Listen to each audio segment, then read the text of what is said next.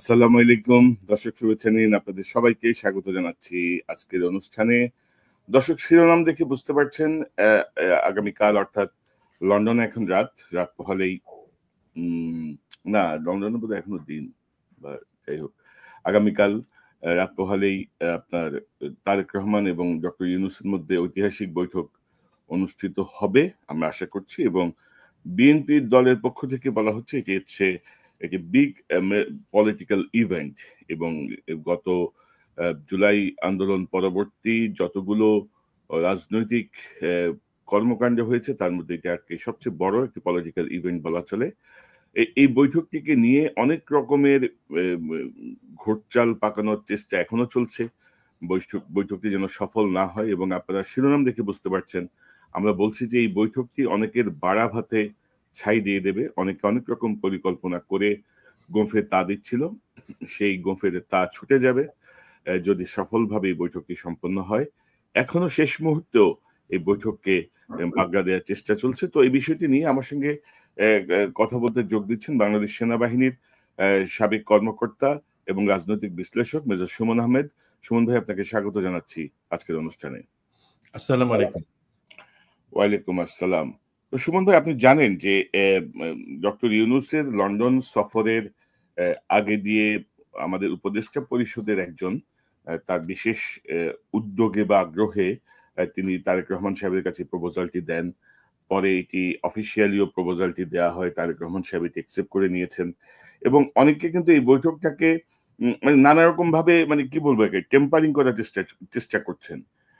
এবং আপনি তো আমার সাথে নিশ্চয়ই একমত হবেন যে ডক্টর ইউনূসের সাথে তারেক রহমানের এই বৈঠকটা যদি সফলভাবে হয়, তারা যদি কিছু বিষয় ঐক্যমত্যে আসেন, যে নির্বাচন বা রাষ্ট্র পরিচালনা সংক্রান্ত কিছু বিষয় ঐক্যমত্যে আসেন, তাহলে ডক্টর ইউনূসের পক্ষে অনেক কঠোর সিদ্ধান্ত নেওয়াটাও সহজ হবে। যে দাবিগুলো আমরা করছিলাম, যে প্রশাসন ক্লিন করেন, সেনাবাহিনী ক্লিন করেন, এটা ক্লিন করেন, ওইটা ক্লিন করেন, তো এই জায়গাটা কিন্তু বিএনপির কিছু কিছু নেতা, মানে হাতে গোনা কয়েকজন নেতা, তারা কিন্তু ডাবল রোল প্লে করছিল, যেটাও আমরা বলছিলাম। তো সব মিলিয়ে এই বৈঠকটাকে কেন্দ্র করে আপনার পর্যবেক্ষণ কি? আপনি ইন্টারনালি অনেক খোঁজ খবর রাখছিলেন, আপনার কাছ থেকে একটু শুনি আমরা। জি, এই বৈঠকটা আসলে আমি যদি বলি এটা একটা ঐতিহাসিক বৈঠক। এটা কিন্তু অফিসিয়াল কোনো বিএনপির সাথে প্রধান উপদেষ্টার বৈঠক না। এটা জনাব তারেক রহমান প্রধান উপদেষ্টা ডক্টর ইউনূসের সাথে দেখা করবেন, সেই একটা সুযোগ। এটা শুধু তার জনাব তারেক রহমান বা প্রফেসর ইউনূস অথবা বিএনপি বা সরকার তাদের জন্য সুযোগ না, আমাদের বাংলাদেশের ভবিষ্যতের জন্য, মিনিমাম নেক্সট 1 বছরের জন্য আমাদের যে ভবিষ্যৎটা আমরা চিন্তা করতে পারতেছি, সেখানে কিন্তু আমরা অনেক মেঘ দেখতে পাইতেছি না, বিভিন্ন শঙ্কা, বিভিন্ন উদ্বেগ। সেই জায়গাটাতে এই মিটিংটার গুরুত্ব আমি বলবো অপরিসীম। প্রথম যে জিনিস, ধরেন মিটিং এর আগের জায়গায় আসি, বিভিন্ন পক্ষ থেকে, এবং আনফরচুনেটলি একটা জিনিস দেখা যাইতেছিল যে বিএনপি, আওয়ামী লীগ, ভারত, সেনাবাহিনী সবার সুরটা এক জায়গায় মিলে যাইতেছিল, যেটা আমাদের কাছে অত্যন্ত, বিএনপির কাছে অত্যন্ত বিব্রতকর। যে ডিসেম্বরে ইলেকশন দিতে হবে, আর কোনো সংস্কারের দরকার নাই, যতটুকু হয়েছে সেই বাকি নির্বাচিত সরকার সেই সংস্কার আগায় নিবে, বাট নির্বাচন ডিসেম্বরে। এবং কেউ কেউ বলে ফেলছিলেন যে জানুয়ারির প্রথম সপ্তাহে নির্বাচিত সরকার তাদের অভিভাবকের দায়িত্ব নেবেন। তো সেই জায়গা থেকে আমি বলবো এই যেই শঙ্কা বা মেঘ, তারা কি চাচ্ছিলেন বেসিক্যালি, যদি আমি বলি আওয়ামী লীগ, তারা চাচ্ছিল যে বিএনপি এবং বর্তমান অন্তর্বর্তীকালীন সরকার তারা যাতে একসাথে বসে সরাসরি না হইতে পারে, আমরা যেটাকে বলি ম্যারিং আপ। তাহলে সুবিধা কি, বিএনপি আওয়ামী লীগের উপর প্রেশার রাখতে পারবে, ভারত বিএনপির উপর এবং আওয়ামী লীগের উপর তাদের কর্তৃত্ব রাখতে পারবে। তো বাট যখন তারা দেখতেছে যে এই জায়গায় একটা মিলন হয়ে যাইতেছে, তখন কিন্তু তাদের উদ্বেগটা আরো বেড়ে যাইতেছে। দেখেন, ধরেন বিএনপি, আমি খুবই খুশি বেগম খালেদা জিয়া উনি যখন একটা স্পষ্ট নির্দেশনা দিয়ে দিলেন যে অন্তর্বর্তীকালীন সরকার বা প্রফেসর ইউনূসের সাথে তাদের বিরুদ্ধে এই ধরনের কোনো কথা বলা যাবে না বা বলা উচিত না যেটাতে দেশের শান্তি বা স্থিতিশীলতা নষ্ট হয়। তার আগ পর্যন্ত কিন্তু দেখা যাচ্ছিল বিভিন্ন ধরনের উস্কানিমূলক কথাবার্তা, even to the extent BNP স্থায়ী কমিটির একটা সভা শেষে তারা বলে বসলো প্রফেসর ইউনূস সব ভব্যতার সীমা অতিক্রম করেছেন। আরে ভাই, ভব্যতার সীমা অতিক্রম কি? আপনাদের পাপিয়া যে ভাষায় কথা বলে সেটা ভব্যতা? এখন যদি ওইভাবে চলতো যে বিএনপি প্রফেসর ইউনূসের বিরুদ্ধে বিষোদ্গার করে যাচ্ছে, সেই ক্ষেত্রে সমস্যাটা কি দেখেন। আমি ধরে নিচ্ছি বিএনপি ইনশাআল্লাহ পাওয়ারে আসবে, নেক্সট ইলেকশন হবে, তো তার আগেই কিন্তু তারা বিশ্ব মঞ্চে আওয়ামী লীগের মতোই নিজেদেরকে ব্র্যান্ডিং করে নিচ্ছে যে তারা প্রফেসর ইউনূসের সম্পর্কে খারাপ কথা বলে, একটা খারাপ সম্পর্ক আছে। তার মানে বৈদেশিক দাতা এবং সহযোগী দেশ যারা আছে তারা কিন্তু বিএনপি পাওয়ারে আসলেও তেমন একটা কনফিডেন্সে নিত না। দেন যদি সংস্কার ছাড়া, প্রয়োজনীয় সংস্কার ছাড়া ডিসেম্বরে ইলেকশন হয়ে যায়, বা আমি এখনো জানি না, বিপদটা কি দেখেন। পুলিশ তার মাজা ভাঙা, সে কিছুই ওইভাবে নির্বাচনে সহিংসতা ঠেকানোর কিছুই করতে পারবে না। আর্মির জনবল সীমিত, তাই তারা ডেপ্লয়েড। তো এখন তো আর বিএনপি জামাত, বিএনপি এনসিপি বা বিএনপি আওয়ামী লীগের নির্বাচনী সংঘাত না। আমরা যেটা ভয় পাচ্ছি, বিএনপির ভিতরেই অনেকগুলা কলা গাছ দাঁড়ায় যাবে, বিদ্রোহী প্রার্থী দাঁড়ায় যাবে, সংঘাত বা আমরা যদি বলি সহিংসতা সেখানেই হবে। এবং আমি এটা নিশ্চিত করে আপনাদেরকে বলি, এইবারে কিন্তু আর্মি আর গুলি চালাবে না, পুলিশ গুলি চালাবে না, বিকজ তারা একটা শিক্ষা পাইছে যে গুলি চালাতে হয়। তার মানে সহিংসতা চলতে থাকবে, সংস্কার হয় নাই, সে অবস্থায় নির্বাচন, একটা সহিংস নির্বাচন, সেই সহিংস নির্বাচনের পরে বিএনপি পাওয়ারে আসবে। তারপরে সংস্কারগুলো যেহেতু হয় নাই, বিএনপি যদি সেই সংস্কারগুলো করতে যায় যেটা তারা বলতেছিল, তখন সমস্যা হবে কি, রাজনৈতিক একটা সরকার যখন সেটা করতে যাবে সেই দায়ভার তারা ওইভাবে সামলাতে পারবে না বা নিতে পারবে না।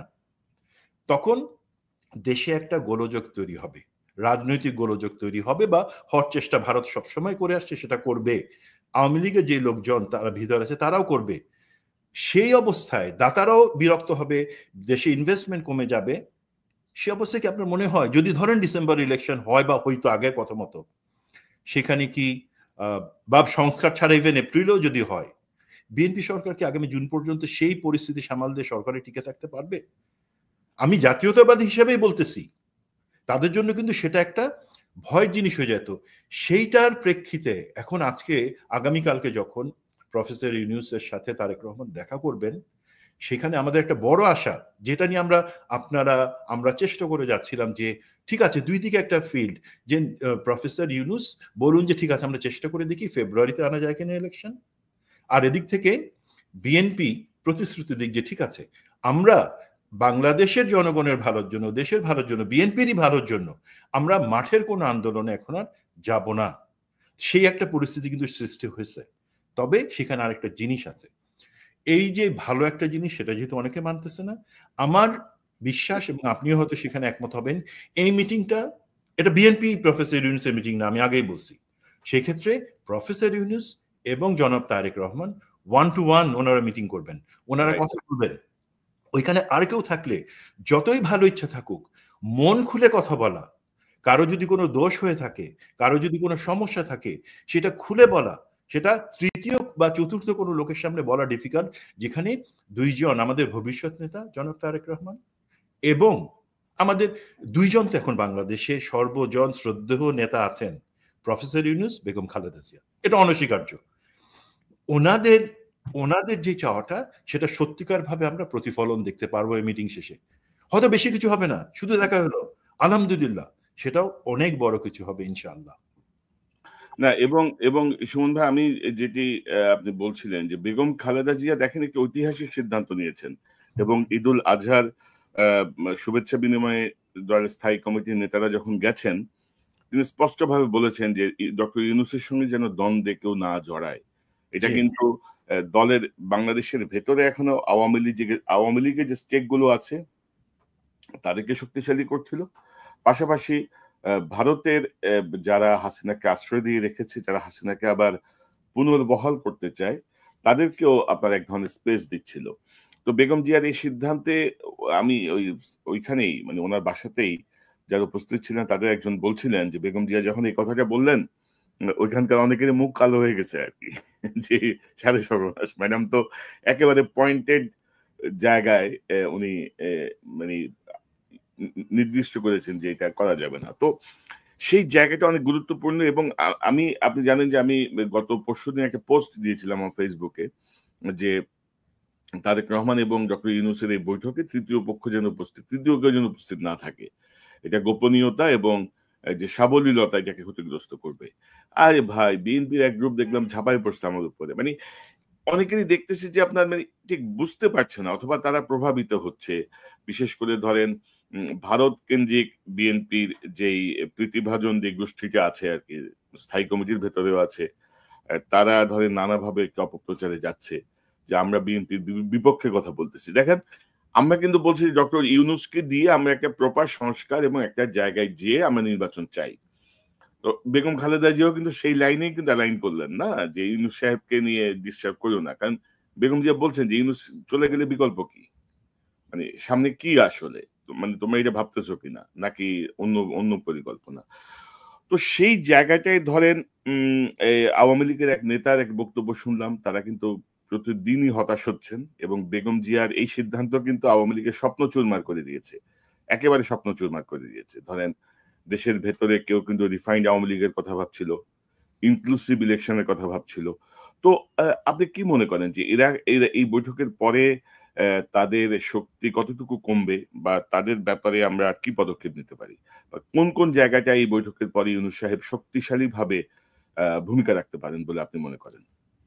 জি, আপনার মনে আছে কিনা কনক ভাই, ওই যে টিকটিকির লেজের গল্প আমার ওয়াইফ নিম্মি যেটা আপনার সাথে শেয়ার করছিল, সেটা হলো গিয়া ধরেন আওয়ামী লীগ হলো গিয়া একটা টিকটিকি, সে ধাওয়া খেয়ে পালাই গেছে, লেজটা বাংলাদেশে রেখে ইন্ডিয়াতে পালাই গেছে।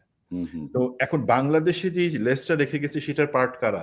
সেটা হলো যে ধরেন বিভিন্ন ধরনের সাংঘাতিক বা সাংবাদিক যেটা বলেন আপনি, বিভিন্ন ধরনের রাজনৈতিক নেতা যারা ভারত প্রেমী, সরকারের সচিবালয় কিছু লোক যারা মনে করে তাদের দুর্নীতির অধিকারের দাবিতে তারা আন্দোলনও করতে পারে, সেনাবাহিনীর কিছু ছোট্ট কিন্তু শক্তিশালী আর ভারত প্রেমী অংশ বা আর্মি প্রেমী অংশ। এখন এই লেজটা তো লাফাবেই, তারা বডির সাথে জোড়া লাগানোর জন্য আমাদের বাংলাদেশে টিকটিকে যে লেজ ফেলে গেছে, লেজ আছে এটা আপনাকে স্বীকার করতে হবে। এখন সমস্যা হলো ওই লেজ দেখতে পাইতেছে, যার মধ্যে বিএনপির স্থায়ী কমিটির কিছু সদস্য আছে, তারা দেখতে পাইতেছে যে এখন যদি একটা মিল হয়ে যায় তার মানে টিকটিকির নতুন লেজ গজায় যাবে, সেই লেজের আর কোনো ইম্পর্টেন্স থাকবে না।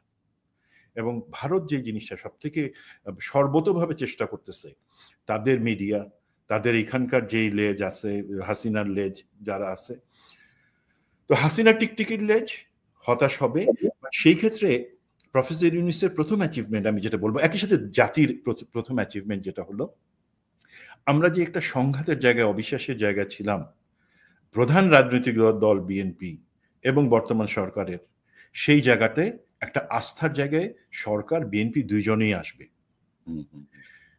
দুই নাম্বার যে জিনিসটা আমাদের এখন যেটা দরকার, দাতা এবং সহযোগী দেশ তারা যখন দেখতে পাবে যে হ্যাঁ এই ধরনের একটা মিটিং হয়েছে যেখানে আমি মনে করি অল্প কিছু পাওয়া সেটাও ইনশাল্লাহ যথেষ্ট হবে, তখন দাতা এবং সহযোগীরা কিন্তু আস্থা পাবে আমাদের উপরে এবং ইনভেস্টমেন্ট যেটা ফ্লো একটু কমে যাচ্ছিল, স্বীকার করতে অসুবিধা নাই, সেই জায়গাতে নির্বাচনের আগেই, নির্বাচিত সরকার আসার আগেই আমরা সেই কনফিডেন্সের জায়গায় সরকার আসবে। 3 নাম্বার যেটা হচ্ছে, ধরেন যেটা আমি প্রথমে বলছিলাম, বিএনপির কথাগুলা বা বিএনপির বাংলাদেশের স্থায়ী কমিটিতে বসে থাকা কিছু লোক যারা বলে যে আমরা তো ভারতীয় পণ্য বর্জনের ডাকের সাথে একমত না, আমরা ভারত যদি, মানে এটা আমি সরকার পতনের আগেই বলতেছি, তারা ভারত যদি আমাদেরকে ডাকে আমরা ভারত সফরে গিয়ে সেখানে ভারতের সাথে কথা বলবো, ভারতকে তো ফেলে দেওয়া যাবে না, ভারত আমাদের একটা সব থেকে কাছের প্রতিবেশী, এই ধরনের কথা বলা পার্টি। এবং অবশ্যই যারা ডিসেম্বরে নির্বাচনের জন্য চাপ দিতেছিল বিএনপি বা বিরোধী দলের সাথে বা রাজনৈতিক দলগুলোর সাথে, সরকারের দূরত্বটার ফায়দা নিতেছিল যে মাঝখান থেকে তারা মধ্যস্বত্ব ভোগী হয়ে তাদের একটা সুবিধার জন্য চেষ্টা করতেছিল, তারা কিন্তু সাইডলাইন্ড হয়ে যাবে। তারা এখন আর বিএনপিকে ওইভাবে অযাচিত প্রেশার দেওয়ার চিন্তা করতে পারবে না। সব থেকে না, শেষের যেটা আমি বলবো, আমাদের রাজনীতিতে ভারত তার প্রভাবের যে শেষ জায়গাটুকু চিন্তা করতেছিল, যে আওয়ামী লীগের যে আওয়ামী টিকটিকির যে লেজটা আছে তাদেরকে সচল করে যতক্ষণ লাফায় তারা ভারতীয় প্রভাব রাখবে, সেই জায়গাতে ভারত কিন্তু এখন অফ হয়ে যাবে। আর আর যেটা হচ্ছে, বেগম জিয়া তো তার সিদ্ধান্ত নিজে থেকে নেন, আমাদের ইনপুটের দরকার হয় না। তবে আমি অত্যন্ত খুশি যে উনি যে সিদ্ধান্ত নিয়েছেন সেটা কিন্তু আমরা যারা চেষ্টা করে যাচ্ছিলাম যে এই জিনিসটা ওনার কাছে পৌঁছানোর জন্য, যে কি ভবিষ্যতে বিএনপির জন্যই সব থেকে বেশি লাভ এই মিটিংটা, উনি সেই সিদ্ধান্ত নিছেন। এবং এই দেখেন, এর মধ্য দিয়ে বেগম জিয়া বাংলাদেশের রাজনীতিতে যে সবচেয়ে বড় একটা ফ্যাক্টর, সেটা তো উনি স্টাবলিশ করলেন। প্রফেসর ইউনূসের সাথে দূরত্ব কমায় আনলেন, যদি বিএনপির কিছু উগ্রবাদী সেই দূরত্ব তৈরি করে থাকে। এবং তারেক রহমান কিন্তু এখন একটা অ্যাকসেপ্টেবল জায়গায় আসছেন, এবং আমরা আশা করি অচিরেই তিনি সুবিধা মতো সময় বাংলাদেশে তার ফেরত আসার পথটাও এইভাবে সুগম হবে। না, ডক্টর ইউনূসের সঙ্গে বৈঠকে নিশ্চয়ই তার নিরাপত্তার যে ইস্যুগুলো নিয়ে আমরা সবাই চিন্তিত, সেই বিষয়গুলো নিশ্চয়ই সলভ হবে। আমরা আশা করি সেই প্রবলেমগুলো সলভ হলে নিশ্চয়ই তিনি দ্রুত ফিরে আসবেন। এবং যে কথাটা বলতে চাচ্ছিলাম, যে ধরেন জিয়াউর রহমান যে ভারতের ব্যাপারে জিয়াউর রহমান যেই পজিশনে ছিলেন, যেভাবে তিনি দেশ পরিচালনা করেছেন, ভারত কিন্তু নমনম করছে। কিন্তু মানে হয় না যে ওই বান্দরের ছাড় দিলে মাথায় উঠে নাচে না, তো বান্দরের ছাড় দিয়ে কিছু কিছু নেতা মানে যথেষ্ট ক্ষতি করেছেন বাংলাদেশের। এবং আমি তো বলবো যে ডক্টর ইউনূসকে প্রথম থেকে যে সাপোর্টটা দেওয়া দরকার ছিল, কিছু নেতা বিএনপি শীর্ষ নেতৃত্ব এবং ডক্টর ইউনূসের মাঝখানে নানা রকমের অবস্টেকল তৈরি করে একটা ঘোলাটে পরিস্থিতি তৈরি করেছিলেন, যার জন্য ধরেন অনেক কিছুই হয়নি। তবে আমরা আশা করি যে বৈঠকের পরে একটি সফল বৈঠক হবে, এ ব্যাপারে আমি নিঃসন্দেহ। কারণ আমি যতটুকু ভেতরে খোঁজ খবর করছি, হয়তো নির্বাচন এপ্রিল থেকে ফেব্রুয়ারিতে চলে আসার একটি সম্ভাবনার কথা আমরা শুনতে পাচ্ছি। উভয় পক্ষই হয়তো ইন্টারনালি এটাতে এগ্রিড হবেন। তো ফেব্রুয়ারি পর্যন্ত হলেও ধরেন প্রায় ৮ মাসের মতো এখনো সময় আছে হাতে, বা ৭ মাস যদি সময় থাকে। এই ৭ মাসে ডক্টর ইউনূস এসে কি করণীয় আপনি কি মনে করেন? মানে ডক্টর ইউনূসের মানে প্রধান কাজগুলো কি হওয়া উচিত? ওকে, এইটার আগে আমি শুধু আপনাকে একটা জিনিস একটু বলে নিই, যে আমার আশা আছে এবং থাকবে। ঠিক আছে, বিএনপির এক নেতা উনি ফ্লাই করে লন্ডনে গেছেন, বাট আমরা মোটামুটি, আপনার সাথে এটা নিয়ে আমার কথা হয়েছে, যে আমরা মোটামুটি এতটুকু বিশ্বাস রাখি যে তিনি সেই মিটিংয়ে জয়েন করবেন না। সেটা 1-to-1 প্রফেসর ইউনূস এবং জনাব তারেক রহমানের মধ্যেই হবে। বাট সে যাতে বিষ ঢালার সুযোগ না পায়, ভারতের যে বিষ তার গলায় জমে আছে, যেটা সে যাতে উগলাই দেওয়ার সুযোগ না পায়, সেটা নিশ্চিত করতে হবে বিএনপি।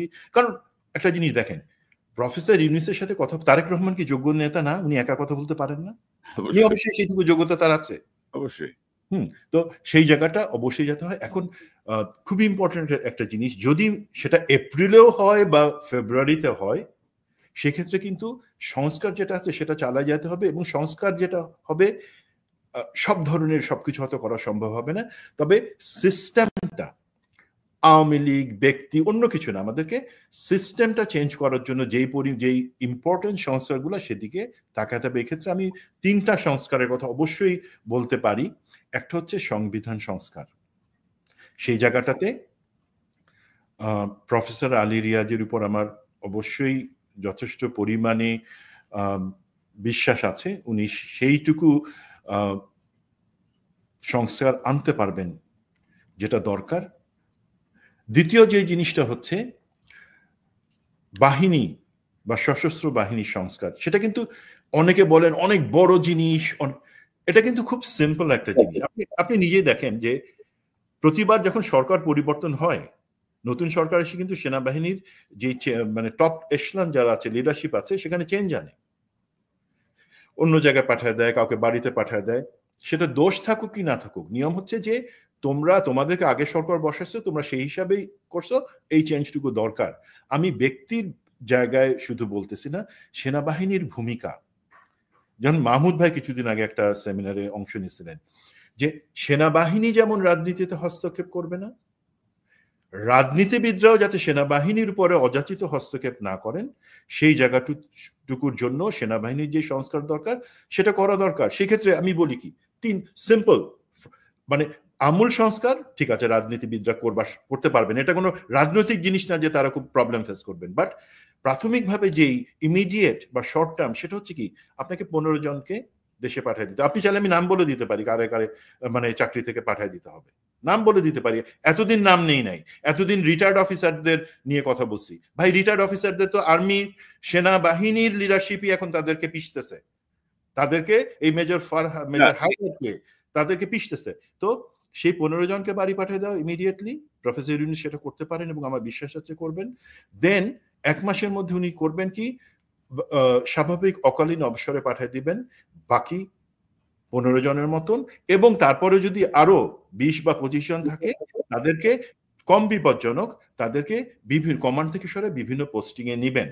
সেই জিনিসগুলো করতে পারেন। আর 3 নাম্বার জিনিস যেটা হচ্ছে সরকারি কর্মকর্তা কর্মচারীদের আচরণ বিধিতে সংস্কার।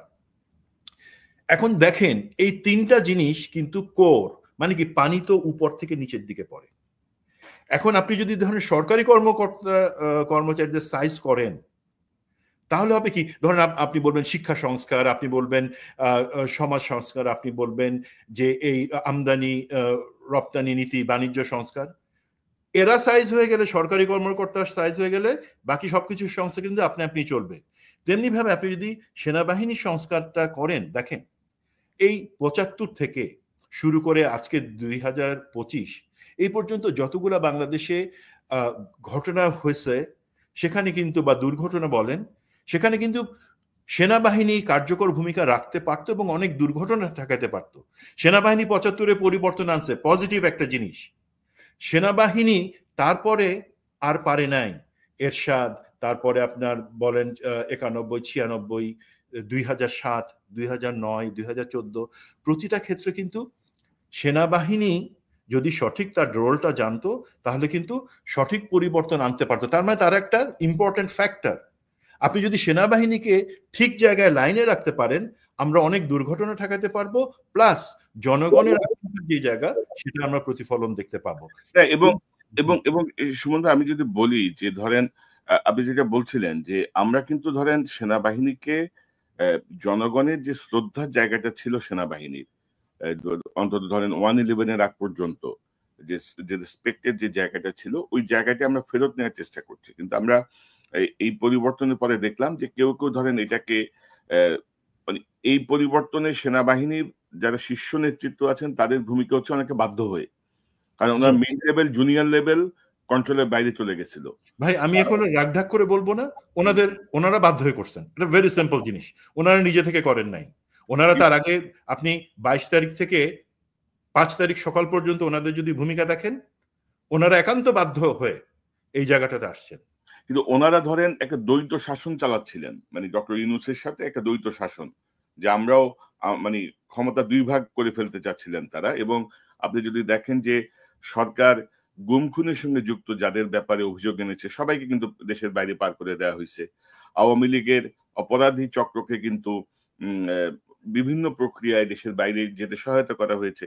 তো আমি মনে করি আপনি যদি বলছিলেন যে ডক্টর ইউনূস তারেক রহমানের এই বৈঠক, সফল বৈঠকের পরে আমরা আশা করি যে ডক্টর ইউনূস আরো এম্পাওয়ার্ড হবেন।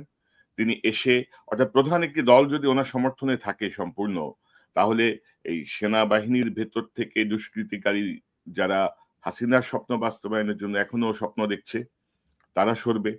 অন্তত 15-20 জন সচিব, 42 জন সচিব এখনো বসে আছে আওয়ামী লীগের অ্যাপয়েন্টমেন্ট পাওয়া।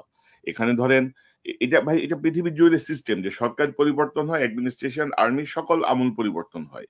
ওই সরকার তার মতো করে সাজে, যেটি ডক্টর ইউনূস করেন নাই। আর আরেকটি বড় বিষয় যেটা মানে প্রশাসন এবং সেনাবাহিনীর পাশাপাশি উপদেষ্টা পরিষদে কি আপনি কোনো পরিবর্তন মনে করেন না আনা উচিত? আগামী যে 7-8 মাস সময় আছে, এই 7-8 মাস সময় কি এই উপদেষ্টা পরিষদ এই স্বপ্ন বাস্তবায়ন করতে পারবে বাংলাদেশে? এই জায়গাটাতে আমি আস্থা রাখতে চাই, বাট আপনাকে অবশ্যই মানে দক্ষতা অদক্ষতার ব্যাপার কি, ধরেন প্রফেসর ইউনূসের একটা ওনার চারিত্রিক বৈশিষ্ট্য বা লিডারশিপের বৈশিষ্ট্য হচ্ছে উনি ওয়ান ম্যান শোর জায়গাটাতে সাধারণত থাকতে চান। উনি মনে করেন যে উনি পারবেন এবং দেখেন উনি ক্যারিশমেটিক এবং উনি অনেক ক্ষেত্রে পারছেন, বাট টিম হিসেবে চিন্তা করলে অনেক অদক্ষ উপদেষ্টা আছেন, তাদের দক্ষতা আর বাকিরা হয়তো কাভার করে নিতে পারতেছেন, বাট কাউন্টার প্রোডাক্টিভ বা কাউন্টার রিভলিউশনারি প্রতিক্রিয়াশীল যে উপদেষ্টারা আছেন তাদের ব্যাপারে আপনাকে অবশ্যই, ধরেন জনাব আসিফ নজরুলের কথা আমি যদি বলি, ওনার কথা প্রায় চলে আসে, দুঃখিত জনাব আসিফ নজরুল, আপনি হয়তো মন খারাপ করবেন, আবারও হয়তো বলবেন যে আল্লাহ বিচার করবে সুমনের, আল্লাহ তো অবশ্যই আমাদের সবারই বিচার করবেন। হ্যাঁ, তো যেই জায়গাটা হচ্ছে দেখেন কিছু ঘিরিঙ্গির সাথে ওনাদের আমরা ইনভলভমেন্ট পাই। তারপর ধরেন আমি স্বরাষ্ট্র উপদেষ্টা জেনারেল জাহাঙ্গীর, উনি অনেক ভালো কাজ করতেছেন।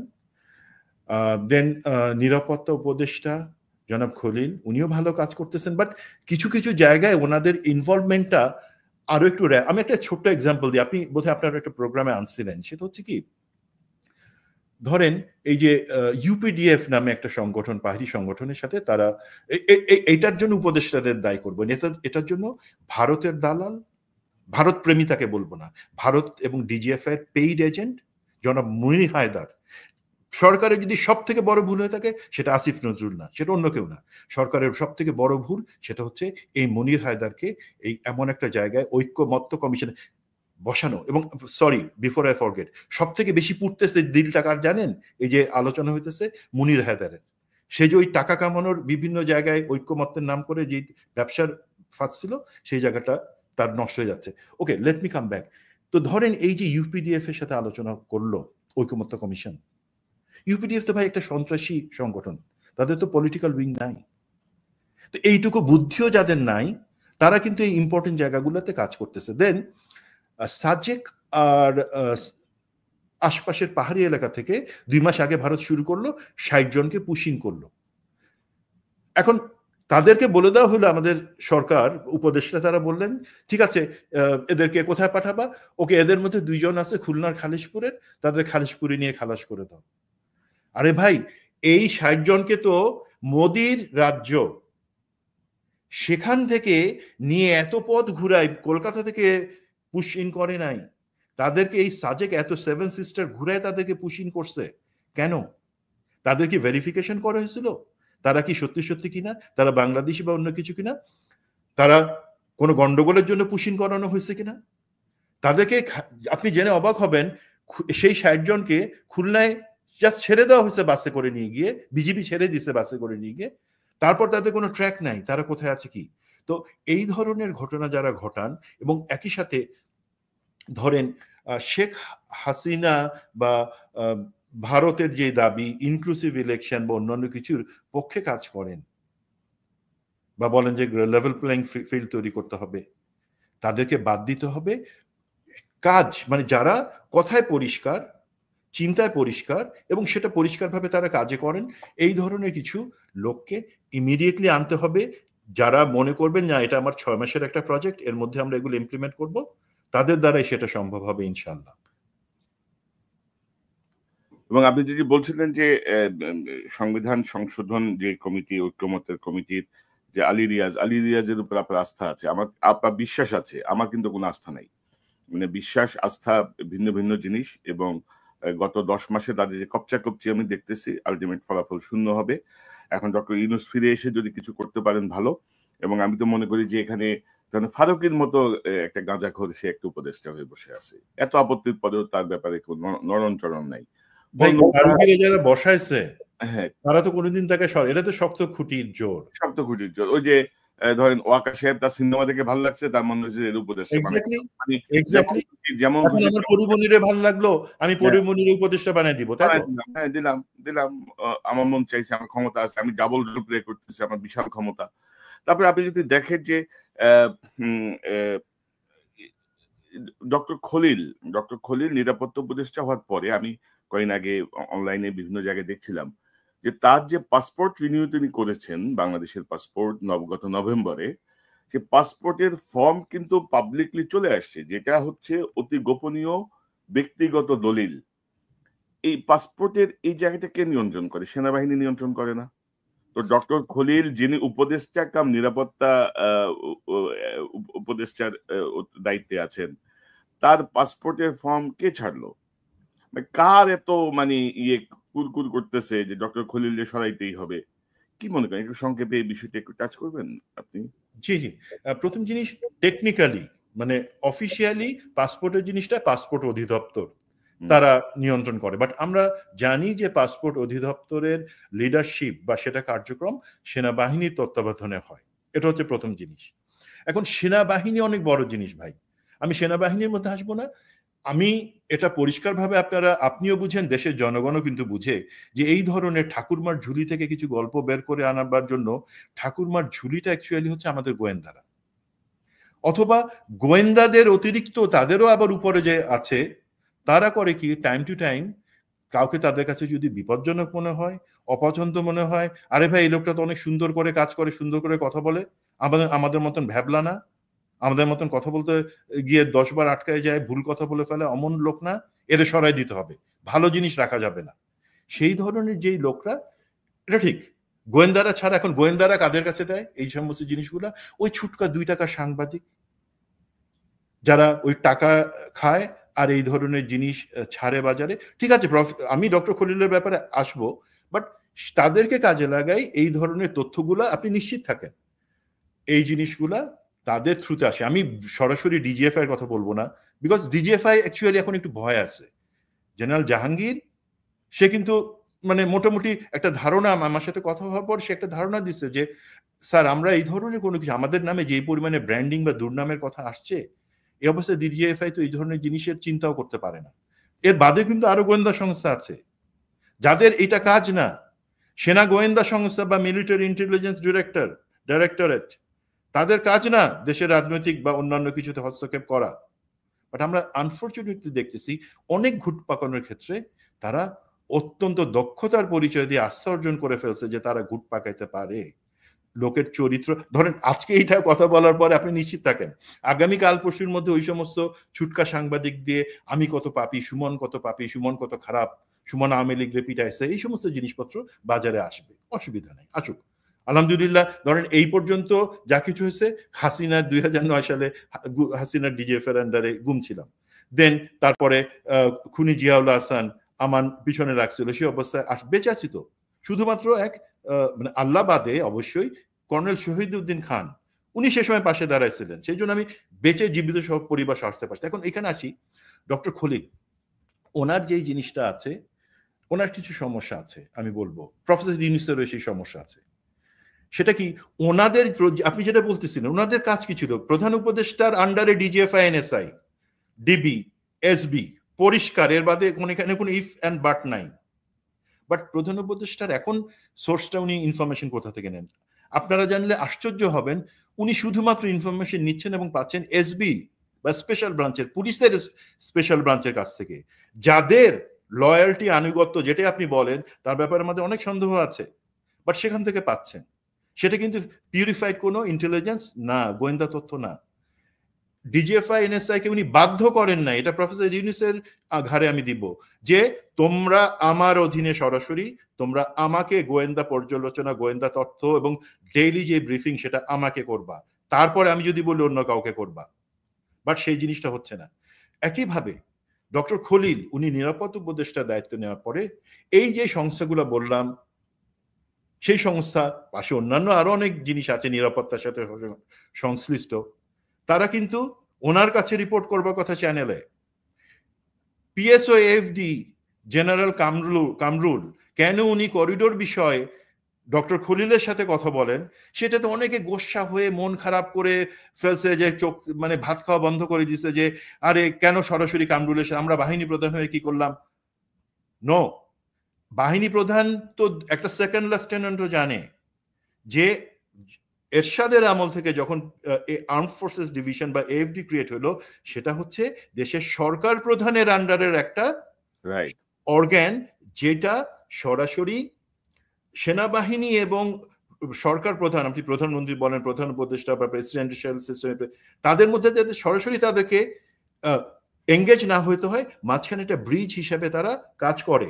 তো যে কোনো বাহিনী সংক্রান্ত ব্যাপারে, অর্থাৎ সুমন ভাই, আমি যদি আর একটু সহজ করে বলি, যে ধরেন সেনা প্রধানের কাছে যদি কোনো ফাইল পাঠাতে হয় প্রাইম মিনিস্টারের, বা সেনা প্রধান যদি কোনো ফাইল প্রাইম মিনিস্টারকে পাঠাতে হন, ওটা সরাসরি বাহক দিয়ে প্রাইম মিনিস্টার অফিসে যাবে না, সেটা এএফডি তে যাবে, এএফডি সেটা রিকমেন্ড করে বা যেটা করে তার অফিসিয়াল প্রসেস